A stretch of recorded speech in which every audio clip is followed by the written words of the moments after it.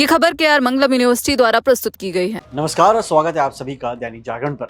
दुनिया के सबसे महत्वपूर्ण और संवेदनशील तेल समुद्री मार्ग यानी स्ट्रेट ऑफ हॉर्मुज को लेकर इस वक्त अमेरिका और ईरान के बीच तनाव और जुबानी जंग बेहद तेज हो गई है। हाल ही में अमेरिका के राष्ट्रपति डोनाल्ड ट्रंप ने एक बड़ा और चौंकाने वाला दावा करते हुए कहा था कि इस रणनीतिक समुद्री मार्ग पर अमेरिका का पूरी तरीके से नियंत्रण हो चुका है। हालांकि ईरान की ओर से अमेरिकी राष्ट्रपति के इस दावे पर तुरंत और बेहद तीखी प्रतिक्रिया सामने आई है। ईरान के शीर्ष अधिकारियों ने राष्ट्रपति डोनाल्ड ट्रंप के दावों को सिरे से खारिज करते हुए साफ शब्दों में कहा कि ये महत्वपूर्ण जलमार्ग पूरी तरीके से ईरान के नियंत्रण और प्रबंधन में है और उनका देश पूरी सुरक्षा के साथ आगे बढ़ रहा है। ईरान के इस्लामिक रेवोल्यूशनरी गार्ड कॉर्प्स के अंतर्गत काम करने वाले पासेज बल के प्रमुख हुसैन ताइब ने ईरानी सरकारी टेलीविजन पर आकर ये बयान जारी किया। उन्होंने बिल्कुल स्पष्ट लहजे में कहा कि आज के समय में स्ट्रेट ऑफ हॉर्मुज पूरी तरीके से इस्लामिक रिपब्लिक ऑफ ईरान के नियंत्रण में है। हुसैन ताइब का ये आक्रामक बयान डोनाल्ड ट्रंप के उस सोशल मीडिया पोस्ट के जवाब में आया जहां ट्रंप ने अपने प्लेटफॉर्म ट्रुथ सोशल पर शेयर की थी।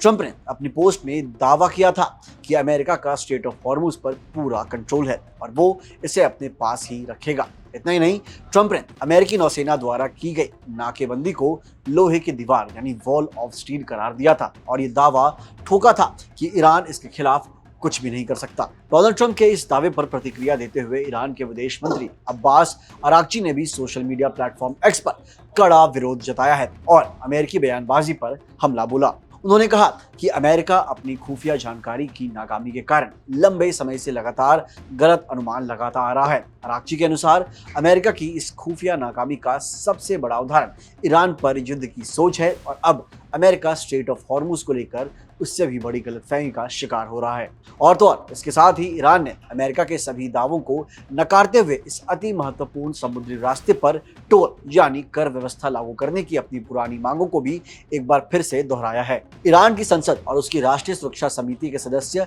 बेहनाम सईदी ने भी सरकारी टीवी पर इस गंभीर मुद्दे को लेकर ईरान का बेहद सख्त और कड़ा रुख सामने रखा। उन्होंने स्पष्ट शब्दों में ऐलान किया कि समुद्री मार्ग से अमेरिका और इजरायल के जहाजों की आवाजाही पर पूरी तरीके से पाबंदी और रोक रहेगी। सईदी के अनुसार इजरायल से जुड़े जहाजों को किसी भी स्थिति में, चाहे युद्ध का समय हो या फिर शांति का, स्ट्रेट ऑफ हॉर्मुज से गुजरने का कोई भी अधिकार नहीं होगा।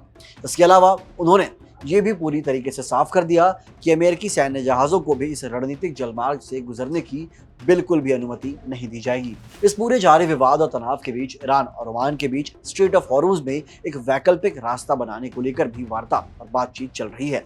हालांकि रिपोर्ट्स के मुताबिक अभी तक इस बातचीत में दोनों पक्षों के बीच किसी भी अंतिम सहमति पर नहीं पहुंचा जा सका है।